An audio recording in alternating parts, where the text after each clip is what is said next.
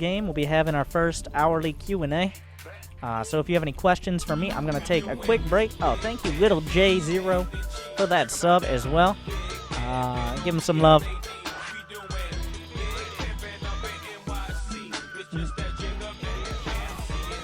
Alright, but thank you for that. But what we're going to be doing, I'm going to take a quick break. I'm going to go get some more water, get a snack, just rest my voice for a second. We'll come back, and I'll answer your questions for 4 or 5 minutes. So if you have any questions for any matchup, any race, just have them ready for after this game, and I'll do my best to answer the vast majority of them. There always seem to be a lot of questions coming out, so that is the plan. Alright, TVP. Same matchup as last time, so we're going to do something very similar.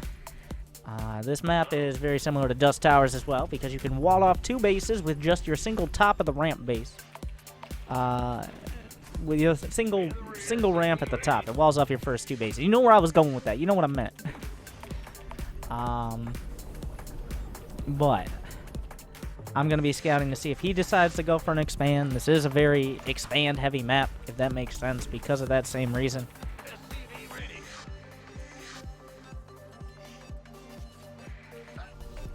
And from here, I'm going to be getting that reactor first. I'm going to be getting my expo up unless I see something incredibly dramatic here early on. And I'm just going to make sure I have the wall. What do we have here? 2 gateways early. Alright, definitely we want to build that wall. But we see going for 2 gates. This is already going to change up how I'm going to play. He has a cybernetics core started. He does not have a second gas. So, it looks like he's looking to put on a little bit of pressure here. I'm going to be getting my factory. Like, is he going to make a zealot? You can tell if he's building by if the gateways light up here, pretty much. That's what you're looking at. If the gateways are lighting up, that pretty much goes for all Protoss buildings, and some Terran buildings as well. If it's lighting up, it's producing. Some are more obvious than the others, but I expect 2 Adepts or 2 Stalkers right off the bat. And you see those units producing. There you go, lighten it up. But he only has right now the single gas, which means he can't go for like 2 Adepts, Warp Gate, and a Mothership Core, and go for the Pylon Rush. Like, he can't do all these things at once. So just having the bunker should be enough to deflect anything. Just a basic wall. Like, all we need to do is build a wall. Simple enough to defend all of us. So I'm going to have the Marines ready in the bunker. I'm going to start making some Widow Mines as well. My next depot should be this orbital. Well, Command Center finishing is technically the supply there. And we'll have to see what he comes up with. I'm doing the same build as last time. The only difference is that I made a bunker, which slows everything down, but it also keeps me defended against any sort of harass super early. I'll scan relatively soon, but I don't need to scan that early at the moment. Yeah, we see an Adept coming up. He's going to have a tough time getting anything done because I built a wall to keep the other race out. That's how we do. But make sure he can't shade pass. But if he gets too close, this Widow Mine will trigger and just one-shot pretty much any Protoss unit that comes into it besides an Immortal. So any gateway unit gets one-shot by the Widow Mine. Fun fact. But same deal. Actually, this time I'm going to be getting my engineering bay a little bit quicker because I'm not sure what's coming at me. I'm going to find out in just a moment, though. As we see, a robotics facility, a couple Stalkers, a Mothership Core. He hasn't mined this gas at all. Take a look, 2,000 gas still there. So even though he has 2 gases, I don't think he had the gas to make any other tech. Now I'm going to look like an idiot if an Oracle comes in and kills like 20 SCVs, but I think that's almost impossible based on what I've scouted so far. So we're going to do the same thing. Consistency is key. If he's not doing anything that completely forces me to do a different build here, why would I do a different build? Just do what I'm comfortable with, which is the Widow Mine drop into the Stim follow-up to put some pressure on afterwards. Wow, he actually has a probe there. That's a smart scout. But overall, the Robo will be done. He might have an observer in time, but I'm not 100% sure on that. This is an exclusive. Alright, we're just gonna jump in. Try to drop down a Widow Mine in each base. Gonna target this probe. Big hit over here. Drop this down and just kind of fly right on through. More hits on this side, but exactly what we wanted. I banked up now. I made a critical mistake that a lot of players will do in that exact same scenario. I banked up a bunch of money behind. Like, I wasn't producing units. I wasn't making depots. I wasn't starting my third base. I was doing nothing but that drop, and that's a mistake. I fall for that all the time. But if you can, if you could do 50% less damage with the drop, but you could build 10, 15 more supply of units and further your infrastructure, that's better in the long run. You need to be focusing more at home than on their base. You gotta worry about yourself first. You gotta micro your macro. So I made that mistake of really just focusing tunnel visioning, which a lot of players will do. It's like, well, this fight is happening. I need to use all my 220 APM to micro that. No. It's much more important to have another army following up your first army than maybe do 10% more damage to your opponent with some incredible Blinkstalker micro that we all know everybody in Twitch chat Grandmaster has. So. Alright. I have the third base on the way. I'm going to drop a scan. We already see, like, he's going for the Robo. He's got +1. But we're in a scenario right now where with 3 medevacs before he has any Robo Bay units, I can attack. There's no reason not to, effectively. I'm just going to move across. I'm still going to have my reinforcements coming out behind.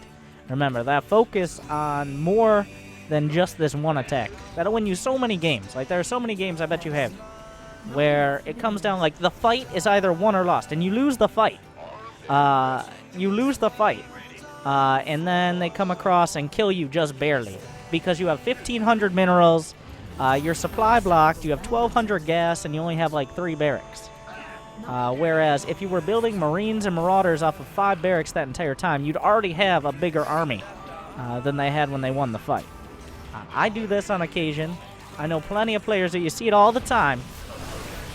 But yeah, that's actually too many units for me to fight right now. So a little bit of stutter step micro here. And I'm going to send these drops around. We'll see if he has another base. He doesn't. This is important. There's no reason for me to attack. Now we see a few things. If he doesn't have a third base, once again, no reason for me to attack. I'm going to sit back. I'm going to start building some Liberators. I'm going to try to kill this observer that's in my base over here. I'm going to make sure I'm not supply blocked. I'm sending Marines out to see if he attacks. I've got these drops back here. We'll just wait. Like, there's no reason I need to force a fight at the moment. He has +1 attack, which is pretty good for him. It allows his adepts to get back to their pre-nerf status, pretty much. I still have those drops in the corner. I don't know where his army is, so this is actually a little bit scary here. He could be coming across the map to attack. And it looks like that is exactly what he's doing here. So I'm going to send my drops in at the same time, and I'm going to abandon ship. I'm going to abandon this base. Completely. We're just going to give up on this base. We're going to let the Widow Mines do their thing. I'm actually not going to be able to break through here because of the power of pylons. But I still have that third base. It's very important. So good defense. He knew the drops were still back here. But he is lacking in the anti-air to break through at this point. So I think I can go down this ramp. I need to, remember, spend your damn money. But I'm not sure what that Colossus is trying to do with its life right now, but he actually had a pretty solid amount of units there, so I had to retreat up the ramp. But now, I'm actually focusing on making units. We're using, like, the Liberators are something that is so hard to counter. Especially at the lower levels for Protoss players. I guarantee you, the more Liberators you use well, the better off you're going to be. I'm not sure, like, we're trickling in Robo Unit. I'm not sure what's happening with that. But doing some bullet curve in there, wanted style. But overall, Yeah, he's retreated with most of this. I have a medevac with like nothing. I keep scanning to see if he has another base, but if I have a third base and he does not, that puts me at a distinct advantage. In that he's going to mine out. Look at his main. He's got 4 mineral patches left. Now I should be scouting for hidden bases. That is something I've fallen to before. So hidden bases are definitely the priority to look for right now. We've got some more liberators.